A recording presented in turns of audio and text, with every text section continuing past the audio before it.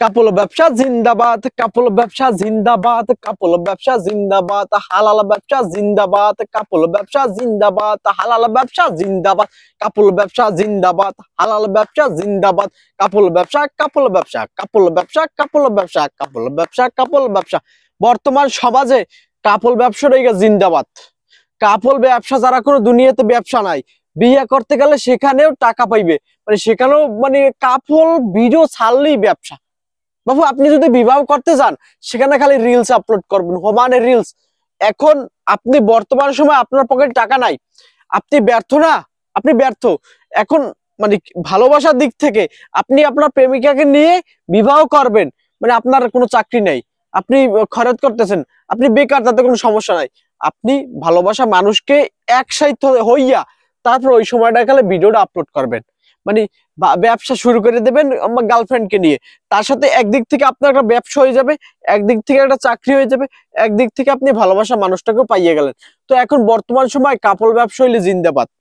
কাপল ব্যবসা তারা কোনো দুনিয়ায় ব্যবসা নাই। মানে কি সুন্দর বেড়ারা কাপল ব্যবসা করে, মানে বউকে ব্যবসা করে, বউকে প্রেজেন্ট করে তারপর ব্যবসা করে, মানে ওটা একটা পুঁজি। মানে বিভিন্ন ব্যবসায় টাকা লাগে। আর এখানে এই কাপল ব্যবসা করতে গেলে মানে একটা নারী লাগবে, শুধু একটা নারী হইলি তাহলে আপনি কাপল ব্যবসা শুরু করতে পারেন। তাদের কি জীবন, তাদের জীবনের কথা কইলেই হবে না।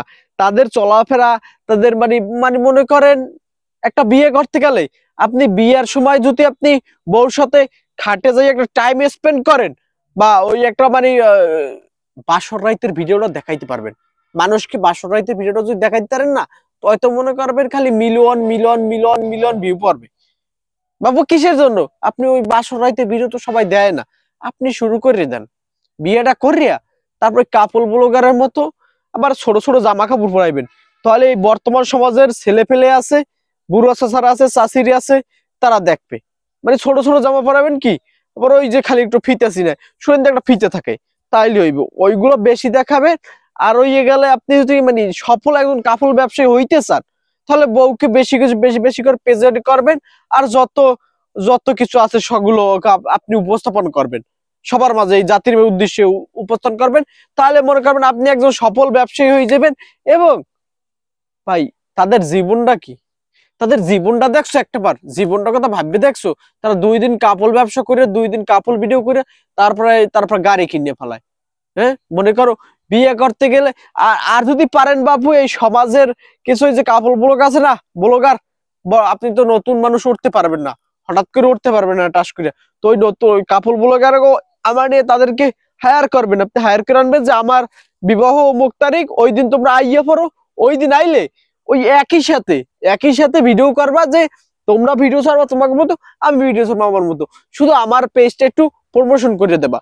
তো তাদেরকে তোমরা একটু খাওয়াবো, একটু কষ্ট করবা, মানে একটু অনেক কষ্ট। তো যাই কও না খাও, কাপল ব্লগারদের জীবন, তাদের একটা জীবন কিসের জন্য? বউর সাথে টাইম স্পেন্ড করে, সব সময় সর্বরাত টাইম স্পেন্ড করে। তারপর কি বউর সাথে সবসময় তো থাকেই, তাদের আবার পরকীয়ার ভাবটা একটু কম থাকে।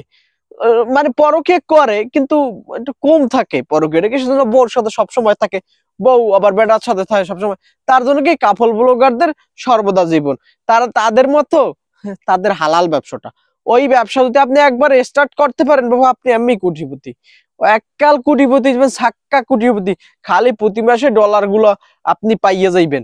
তো ওই হালাল ব্যবসা আপনিও স্টার্ট করেন, মানে আপনিও শুরু করে দেন। আর ওই কাপল ব্লগারের মতো আপনি আপনার বউকে জাতির উদ্দেশ্যে প্রেজেন্ট করেন, আমরা দেই জাতীয় দেখুক আর কি, এছাড়া কিচ্ছু নাই বাপু।